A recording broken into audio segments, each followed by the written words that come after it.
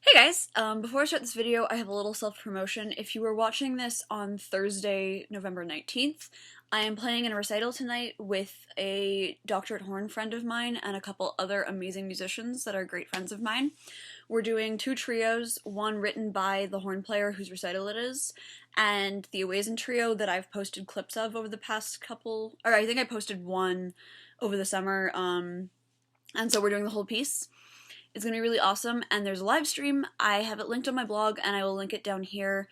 If you're watching this after the fact, sorry, but I figured I would mention it because it's going to be awesome, and you guys should check it out.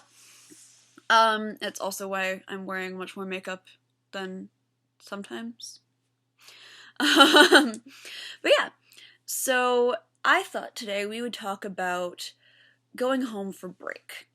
For those of you in the States, you're coming up on Thanksgiving break, which is awesome because 5 to 9 days off, and you get a chance to see your family and kind of relax, and that's great.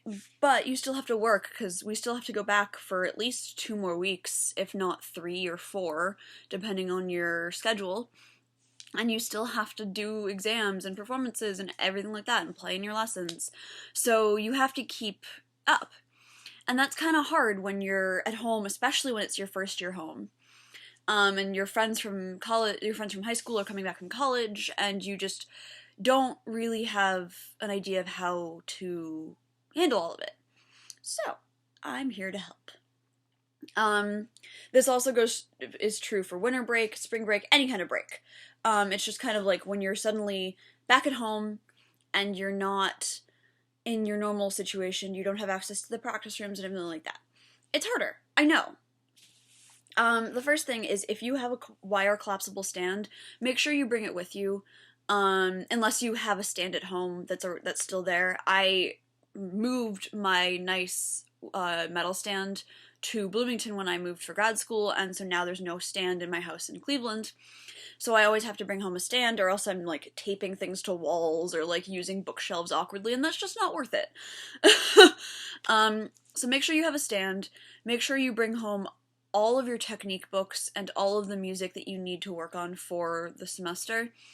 There's nothing worse than forgetting a technique book or forgetting something that you need to work on and then going, well, what do I do now? It's halfway across the country or wherever it is. Or like in my dorm room, which is closed for break. That sucks. So write out a list, make sure that you have everything. And not winter break, but breaks are a great chance to kind of build up some technique and do some more technical things, and rather than just learning rep. So maybe bring a couple more technique books home, some etudes and things like that, so you can kind of do a boot camp for yourself. You don't have to. It's what I like doing just because I have a little bit more relaxed time. I don't have all these projects that are always coming, that are cycling up and that I have to work on. So it's a chance to kind of look back and reflect on my playing and really fix the things that I want to fix. And so yeah, it's really, really difficult, especially when your parents aren't musicians, to find time to practice because they obviously miss you, they want to see you, they want to spend time with you, they want to use you as free labor, and so you really have to carve out time to practice. What I do is, my parents at this point are very much on the same page and sometimes are even guilting me into practicing. But especially when I was coming back from school for the first time, they didn't really understand that I had gone from an hour a day to 4 hours a day of practice. And so I kind of had to create a schedule where I was getting 2 or 3 hours cut out of my day to practice. You don't have to do a full 4 hours of practice every day. That's not gonna happen, especially if you want to see friends, and like you should see friends and relax and take the time to actually have a break. But cut out time to practice. What I do is after breakfast, I take an hour and do all the technical stuff that I want to do. After lunch, I'll take an hour, and then before dinner, I'll take an hour. So that way, there's like big chunks of time where my family can do something if we want, and also I can remove an hour and put it somewhere else if we want to do something that's going to take longer.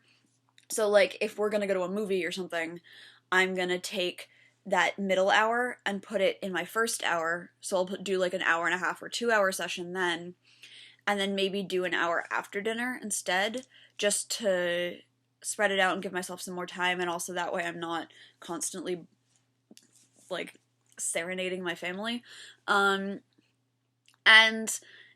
it doesn't always work out that way. I don't always get 3 hours a day. Sometimes you don't even get 2 hours. Sometimes it's like, got an hour, let's do something. And I try to not let those days happen, but it happens. But no matter what, I play every single day. And that's really important because in school, you're constantly playing. You're playing every day, and so you've built up the stamina, you've built up the technique, you've done all the work. Don't let it go away over break, especially winter break where you have 2 or 3 weeks off. It's so easy to lose all of your stamina and all of the progress you've made over the semester just because you aren't consistently playing. So, like, make a schedule and stick to it as best you can, and make sure you are touching your instrument at least an hour every day as a music major. If you're a high schooler, then things are different. You don't necessarily have to practice as much. If you want to, that's great. But don't take these massive hours, like massive numbers of hours that I'm taking, because you're not there yet. And don't feel guilty if you don't. It's not a big deal. So yeah.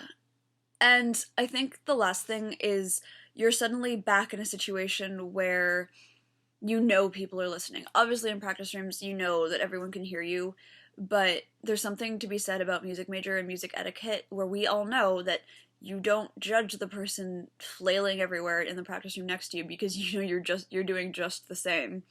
And half the time you don't know what they're doing. But, like, there's a no judgment rule in music school, especially in the practice rooms, where, like, everyone has their method. You just let them do it. But at home, you have your parents and your siblings and whoever else, and if it happens to be warm outside, the entire neighborhood because you have your windows open. And it's really hard to, like, it's really hard to practice when you know people are listening. And then you end up just playing through your pieces and not doing anything. So, I got really lucky that my parents have been hearing me play for so long that they just tune me out. And I know that, and I'm an only child, so there's no other people in the house. And I've also been playing for so long that I kind of have less of an issue with people hearing me practice. I still don't like it, but it's just kind of something that I've accepted. So it will take some time, and you will be a little self-conscious, and that's fine, but know that you have to practice. Like, force yourself to work on something. Tell yourself you cannot stop until you've done this. Whatever goal it may be really small, but make sure that you're actually working on some stuff and not just playing through things because you're self-conscious about practicing. Easier said than done, I'm well aware, but if you have a conscious idea that you are if you are aware of the fact that you're self-conscious, you're more likely to do something about it, rather than if you just go in not realizing that you're self-conscious and just kind of act on instinct, you're probably gonna not practice. You're probably just gonna play. And that isn't always bad, but the idea is to practice. Practice is what gets you better. And that's the reality of the thing. So yeah, I will make a video next week. It will be earlier because my taping day is obviously Thursday, and Thursday is Thanksgiving, and I will be home. If you guys have any video ideas, as always, let me know, and I will see you very soon.